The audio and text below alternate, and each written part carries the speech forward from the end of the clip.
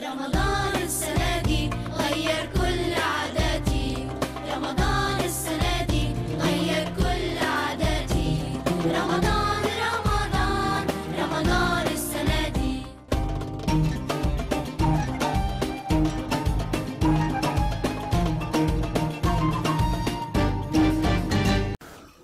أعوذ بالله من الشيطان الرجيم. بسم الله الرحمن الرحيم. اللهم صل على سيدنا محمد وآل بيته الطيبين الطاهرين وصحابته الغر الميامين ومن والاهم بإحسان إلى يوم الدين. الحمد لله شمالو أنفالو أنالو أنا بلدين فلان شما يفولي. السلام عليكم ورحمة الله تعالى وبركاته. Anina alafe ala meso abama ala angatile shamalu bisuina wa faminga ke yuaina nkedi alaye anfaka kuma ala kwana aya loleka kwana aya mi kwale ne akemie adama di ngolu minalo molu ya chesi koko kwana nolele fa aya mima ayatul bai'a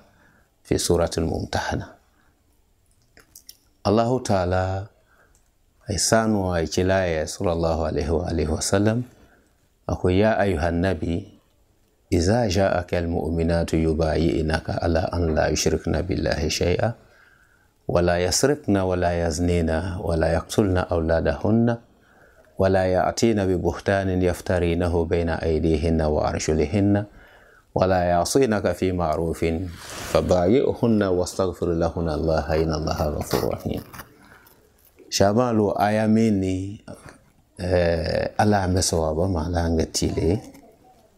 وآياو أبفنو لفو لهدو ورولينو أفا لهدو مما كو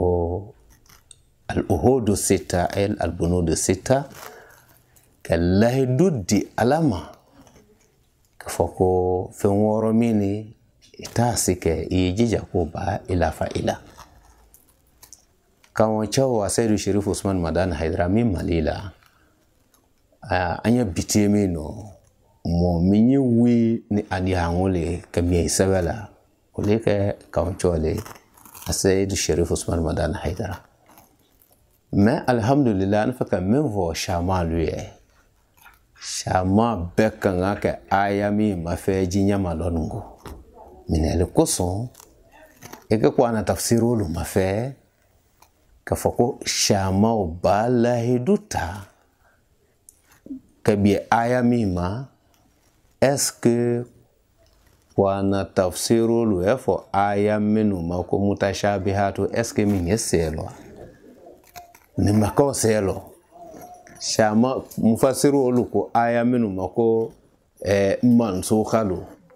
minu ko nasu ko mansuku ko analo parce que lol ko nasu ko mansuku ta ko analo mais minu yelongo ko mansuku ko analo est-ce que olu e aya minda ka fo ko aya mi ko mansuku lele bon ni maka mansuku le ko to de ko aya tabaraka labe ni mata kawle shamalu ayami mafechede bai ayami kwana kono ni ko popo lesemeni nyelela ikama fe kuloma bepe bieka ko afola lahidullo mashama ya kono ko albai'atu ala alislam ubai'atu ala alislam mi shama ya kono kata shama ya lamya sama kila mu anubolo sallallahu alaihi wasallam mo junamel wulu shama yalo wulu tallahidu taywao wulu sabani minu nallo shama yalo chema wulu tallahidu taywao usabani minu lo shama yalo kila nyama nya labanya watu wulu parce que fatuhu makawi galike kila shama yao ke shama ya wesbi asele alabanyo alo hali chela bonu wafatuhu makala atahu ne ninge minge momo tubi ohune ninge fe uluta shama ya yuawi iko mafe bai akudi ahine yino bai awa famine ni machi shamalu lahidu woro le no ala be tunyo na kwa na lo suratul mumtahana o jona le to ko ndafu e bato kabia alafe fe ayo to ko nda nyumo yake sawa nyo to ko nda so yake anani nyo to ko nda ni ngolofa alu nyo le to ko nama mi ki boko mi ki sengo ko nda sike aworo nyo le to ni kila kane bia bara o bara la nda kila soso nya beke donc o laidu woro a foawe ma arabu kano ko baya shama lo an fa kamne le fo aku wala bay amini anin jija ampa mafe ambe pa mafe ika tariko lu mafe ika kila so ba susu ta ikina kingi ashala fe ita ibeta laidu tayo yele tuka so ba bekinyonga ita ye kitabu tiyo lufwa ima ko ibaye aleke ika Bukhari yula kao shamala baya ke wao iyai ika kitabu susu laka in tafsiru susu tafsiru no atahrir wa tanwir ibn Ashur iko mafe o kitabu tiyo ko chila shamaya lamia wati mino maka ko momo telo na shamaya lo wati lo ko betela irumine tala donc ika mafe shamalu lewe oyo shama ya we si lahidu minga lahidu odini bon ala meso abama Imam Maliki sanuta ko ani shama ya minoni ko shama ya mando njo na we lala ko to shama ya kunjo na molu olu yo we nyane femine ko fengi ngole se ka kwala ba molu yo nya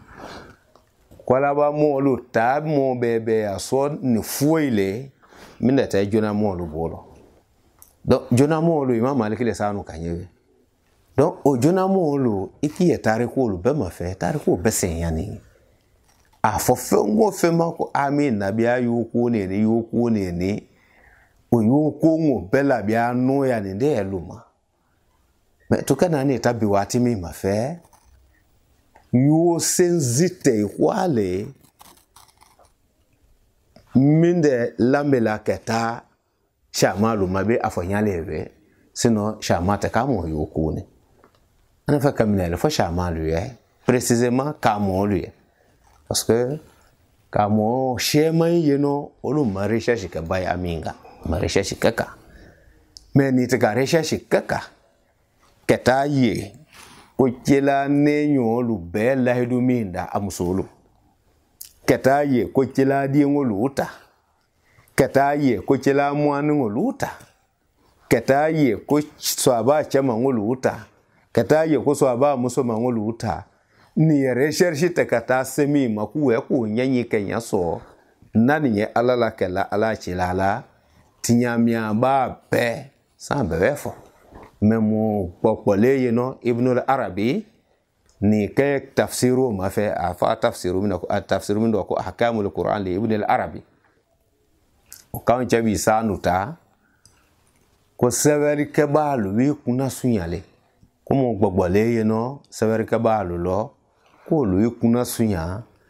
ala fo feminu mako aminge ku welu sebe comme anyi ndoyengo ko omilla hedole parce que a comme min voilà fi sharh ayati al-bay'a fi surati al-mumtahana comme shemane yeno oluwi kuna sunya ke alata ya me ko welu sebe mais alata fatani ko lu comme shema mo sebe to ale wela welo kenale oyo kan aka kanyamima an fa kamnel fo shamalu ye bay akodi amini an ma fe jinya malon no an nyanyi mo tikala fo kanje ni manyanyi ikanyanyi kanyaso fenje manyi shama ya kono olu ko gbo 7 de kwanalo kene laidu min volani o 7 ne kwanalo wana ko gbo mais lo ya fu ye ko a comme so olu tabe 7 ni kwanalo ni musolu ta 7 ga ka kwanalo nanga musolu ta unyabo olu beka laidu min dawo muso beka laidu ta parce que laidu etala di imole kaise yale to kisheti nyala nda minge ala nkaze yale nda fui bato kabia alafe nda nyomo yake nda sonyake nda monfa weto nda ni unfa nama miki buko miki sengo nda sike ni chila kamya bara la nyake ava ledu e makubaya ni minu kafwa e ko muso weru tai wana kono ni muso beka ledu mi nda afa anda heraso men muso ka betala shama luka kwana latun ane sunamolu ni kwana kilatun ane feno ane bo mala ni kitabu mema ko shafe ngowe kan kitabu bela fa ma ko Bukhari yo ko jela le fo ke so aba lolu mayini ndo ato fe to kamolu ki ko ana lahidu minda akel lahidu ta kwa tafu ibato kabia alafe atanyo mo yake ataso nyake atade ngolufa ata namaka boko ataka sengo ni chilake abia baramina kwa yake kuto chilae fokelaka koni momo kella hiduminda iwe tanyamani kema fache kufuiti yefo eyana meni keta lo chan minwa ke kila dialo ke kila ko fa kafara halil hududu jawabirun au zawajirun we kamo luta nyonzo so kanele me kila ko minga kanke kila no ke kila ya no kewewe meni kala du minda ni lo ke chaibo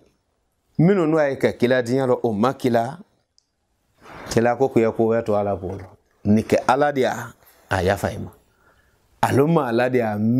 ileni minga kan alaika kila isa nutan to ole Bukhari yulo kitabu baba susu ni ane shamalu kwemiani yela anvalu kwemiani kitabu papa susu la ika susu la ka yata bay amin zolo do nefa kamnele fo shamalu ye anvalu ne analu anin jija ane lahidu minda ne lahidu minga sawati yuayalo momo buka su adi mayama kidi mayawa lahidu minda kilonga to ihaki bialalo ki ilonga se lahidu mafala sika sitelo yelo to masebe yakam sika sitelo alafo chila mamga kuwa inaka la khuluke azimi komo anukulonyu kainge o mefo chila ma sika sitelo ya sawati yelo komo me ala meso abama fengo fengana yule ka bela lolu muna kata fo de lahidu min nabal ma baya molo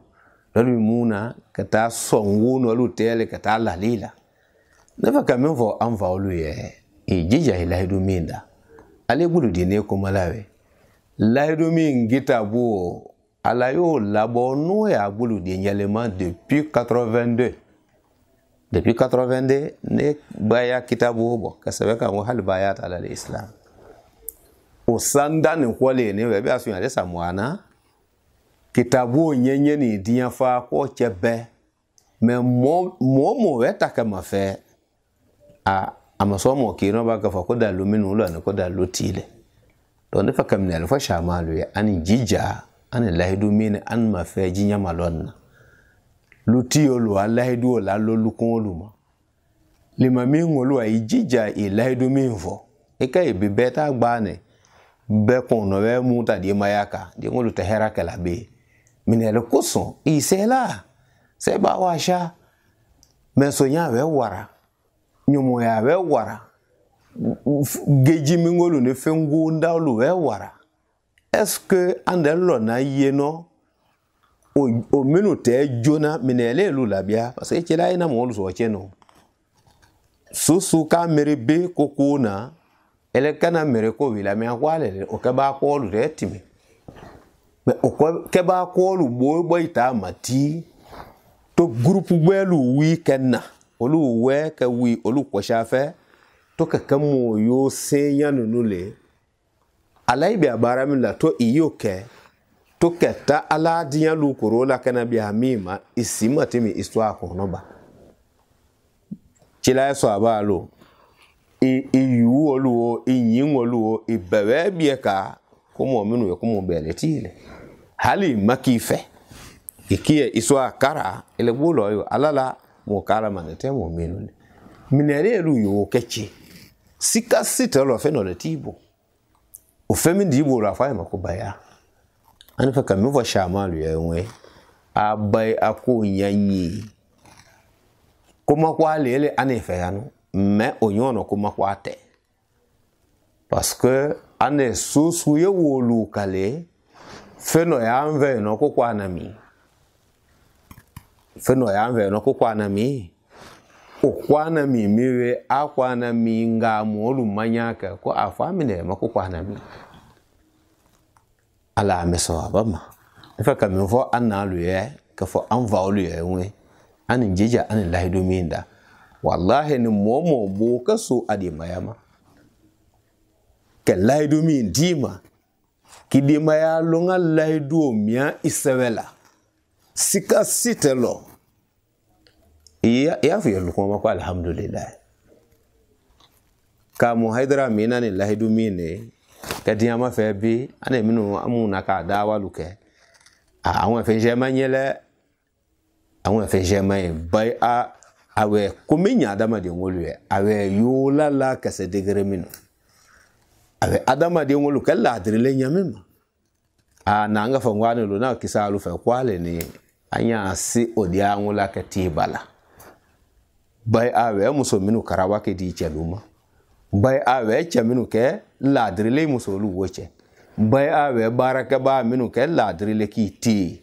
to ka tonyo lu labia ka sonya labia ke nami maya labia ke jamba labia ni kalo iso allo kwale ni ifo ko anya su kola donc an fa ka mi vo chama lui fe mi bai ale we mo te chana ni mais akoyu kunguni ye ka mo welu kwela anga mo lo ama fe lo lu fara ko wajibu tele ni leta ka won ko fu ya ko wajibu tele ya pas de problème an ko gbogbo kala lu te wajibu lo ile famu ne ko wajibu tele sino menu ya famu ko wajibu lele o tala lu e yo menu ya famu ko wajibu lele ya da lu e ye meni ile kata famu ko wajibu tele ile famu ko mina lele parce que ahkamu shar'iyya taklifiyya we lo lele fango fene maga wajibu le imam mustahab haram makruh imam mubah ile biya ile abiya mi an mina lele mais kafa bla meno jija odalu akibolo ole goso kamolo lu eso mineta fo bay aya ma ko mansukh pas de problème et ça fera ko mansukha mais ni kafa ko mansukha fa nase ko akibolo ko aya tabaraka labe ko mina le bo barakolo keke baraka bele fuwe nyafo o nyafo tole dalutei minu we fo ko aya tabaraka labe donc ne daluma keno saka barale kalabe ala meso abama an fa kam vo anva oluye ibaya ko meni imafe jinyama lon jija ibai ala lo misi olula ibai ala lo lukun oluma ibai ala lo kafo olulo ni momo ke lahidu min dani kama fa chela ko sagbeti ye fo eyana iwe tanyama mani kama fa chela ko sa city ye fo eyana ni lo ngalo chalo o yuwo kabulo dialo yanu ke wewe koni matabulo yanu ko ita ala so ya fa kiyama ye ko be ala bolo ila ila ngai nole nika ala dia ayafa ima alunga ala dia ile ni ngaka kwa alaika donc an fa ka fo shamalu ko wala laidu miwe chela le fo ko shamalu ataw wana ku wewe kanalo chela di ngulu taw amuso lu taw amwanu lu taw chela so aba chema ngulu taw amuso mangulu taw ni fengo fenwane obebe dalilu le amolo to parce que horongo tilalon inyamila kosila ni manyanyi to ane komi nyanyi ne ke famu to ke lala to ke tayo yo vraiment haidara we mi fo so balele ala meso abama ala angetile ani nyina ala fe ya rabbi ayin limani o ala sawati anyi shama ya mi amolo ya rabbi ala yin shama ya sawati shetana ka tunga na ni shawo shalo shayo ngobe ala belade no kisima shaya yo la ya bili yo fanda ya yo ala ambe kisima ya rabbi cila sanu kan labato lo ala no ya ama wana kan labato ala no ya ama ala ka cila horma ko son sallu ala muhammadin wassalamu alaikum warahmatullah. رمضان السنة دي غير كل عاداتي رمضان السنة دي غير كل عاداتي رمضان السنة دي